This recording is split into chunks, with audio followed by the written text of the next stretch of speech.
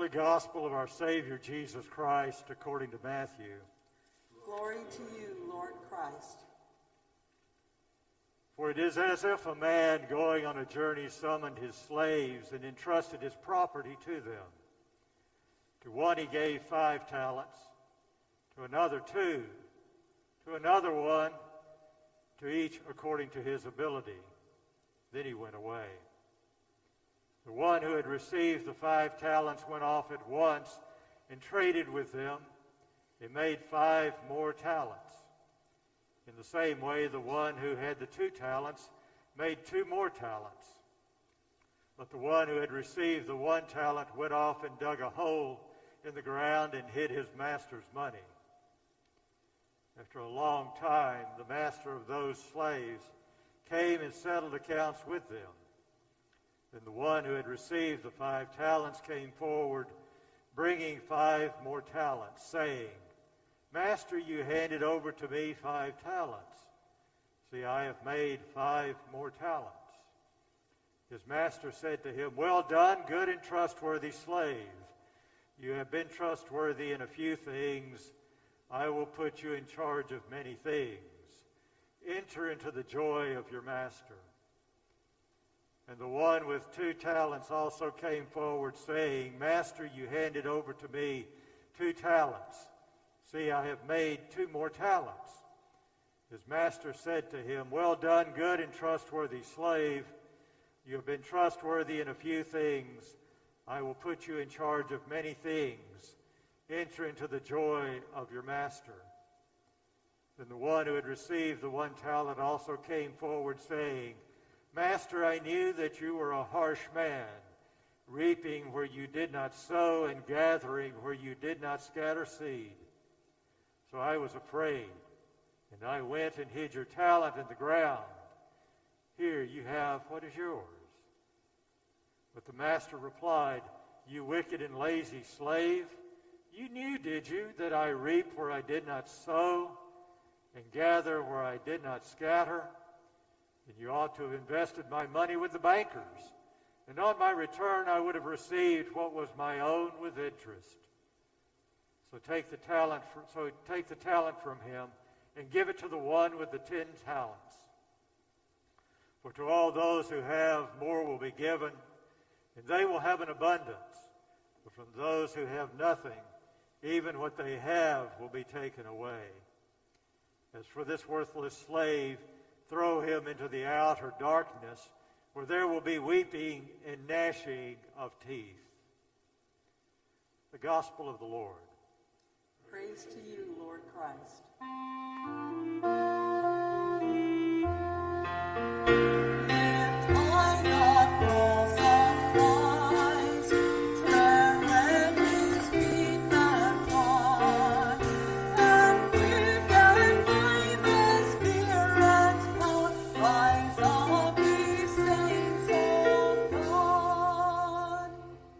Please be seated.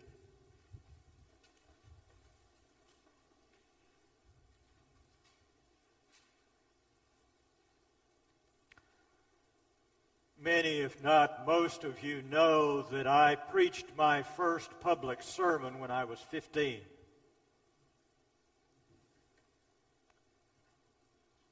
You often know, many of you know the story of that and what happened at that time, but what you don't know is the story behind the story. It was quite an event for me to be able to do that evening and to stand before that group of folks there in that church and to say what I had to say. But there was something that brought me there. A lot of folks assume, to some degree rightly, that it was in part because of my father being a minister and those kinds of things, and that I was there that night to do that, and there's some truth in that. That is part of that story. But there's another part of that story that I'm not sure. I know. None of you know. It started a few years earlier. everywhere we lived throughout my childhood was a rural area in Tennessee.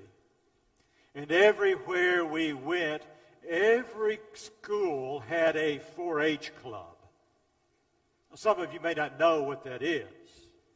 The 4-H is head, heart, hands, and health. And they were often found in rural areas, more agrarian places. And there would be a sponsor who would come to the church every year, or to the school every year. And when they came, they brought a list of things you could sign up to do as your 4-H projects. For some, they would sign up to raise a calf. See, I told you it was a rural area. I always kind of wanted to do that, but we never had cattle, and so it never would work out. But I would always see this sign-up time as a great wish day, where I would sign up for various things, multiple things that I always wanted to do. Things that I wanted to learn. I would always sign up, for instance, for electricity, because I just was fascinated by that. Of course, the projects were often related to farm things, but it didn't matter. You could always adapt them. And there were other sorts of things for which I would sign. During this time period that I'm referencing, it was a 4-year period. I was in the 5th to the 8th grades. And every year, the same person who was a member of one of our congregations would come, and she was the sponsor for 4-H. And each year, I would sign up for this group of things and get the booklets that went with it, and I would read them, and I would never really accomplish anything with them. And that happened for a couple of years. And I think that maybe she got tired of it. Or maybe there was something else. I was a young child who had learned that I didn't have much worth. It was reinforced by various people, including most of my peers. And I don't know what role that may have played in her decision, but she decided in this one year that she was going to change things. I don't know. She never told me what the reason was why she did it. But I had signed up for this fledgling thing called electronics and radio. And one of the things was a project to build a crystal radio. If you know what that is, it says something about your age. Well, I never built one. But one of my friend's father had built one. And this woman, Miss Sanders was her name, she got me one day and she said, I want to try something. I want to do something. And she got this crystal radio that someone else had made, and she brought it, and she wrote a speech. Now, I didn't want to necessarily get in front of people. I could ham it up. I was enough of a comic at that time that I could ham it in front of people. That's what you do when you're insecure a lot of times. And so she got me, and she started working with me. And what happened was really quite something. I memorized this speech, and she would sit me down, and she would have me say it to her over and over, and I would have the crystal radio there, and I would show people the different parts, and we would talk about that, and I would talk about how it worked. And then there came a 4-H speech competition in the school. So she had me do it. And I won.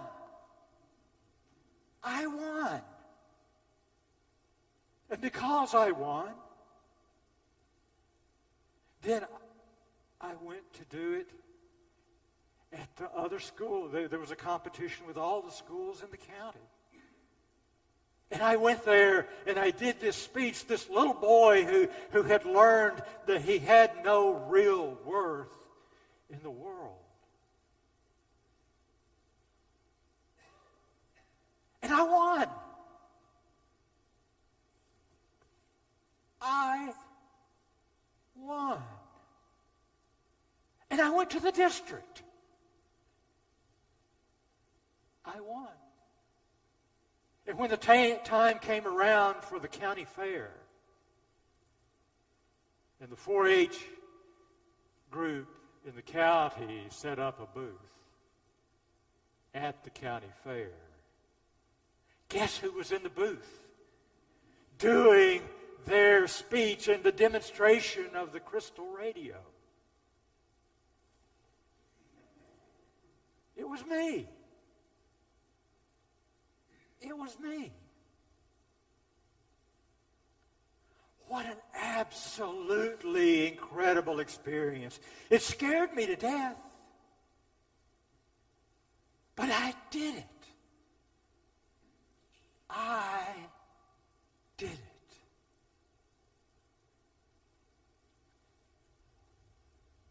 Sometimes we shy away from things because they frighten us. Sometimes they seem too big for us to accomplish.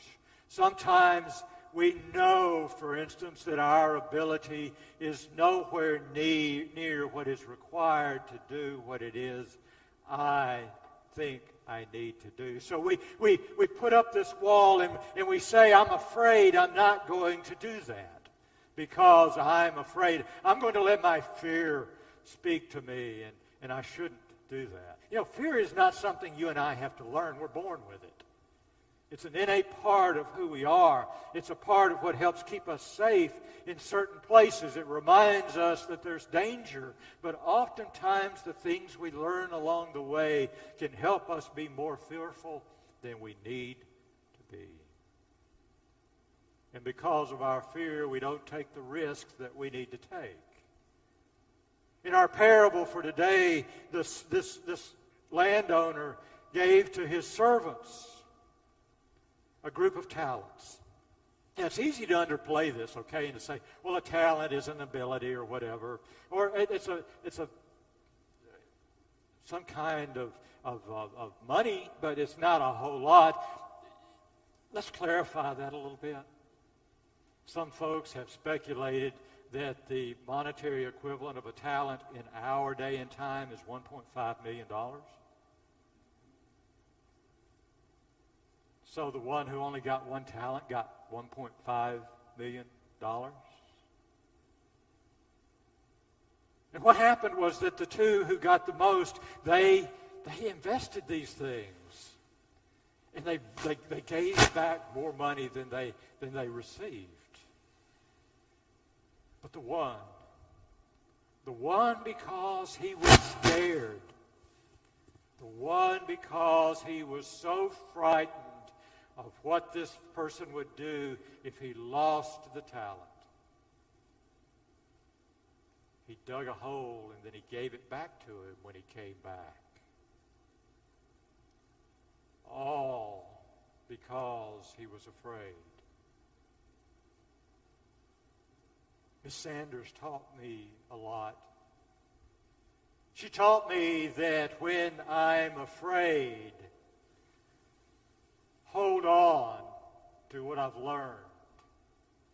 Don't let my fear get in the way of saying what I need to say. When I stood up that night and had said that and brought that first sermon to those folks, that humongous group of a few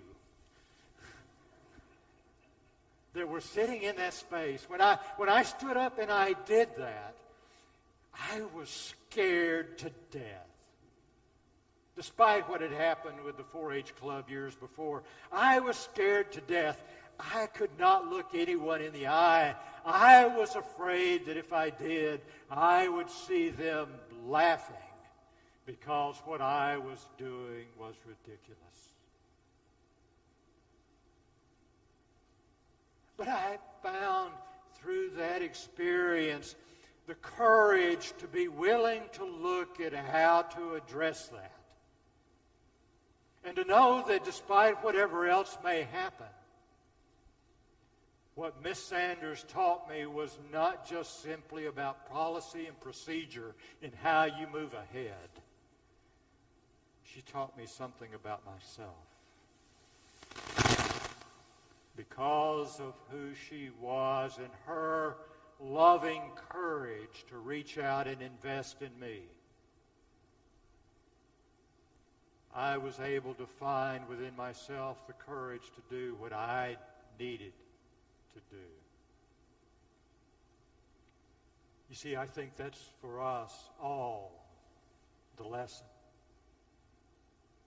The fact that God has invested in each and every one of us, not simply something in our childhood or something in our working years, but something throughout our lives until the day we leave this earth. God has invested in us something that is very important.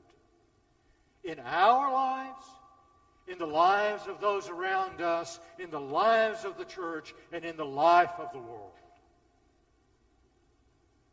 And oftentimes I find that we hold back, we shy away from doing those things because somehow we don't think we have what it takes to be able to do what God has given us to do.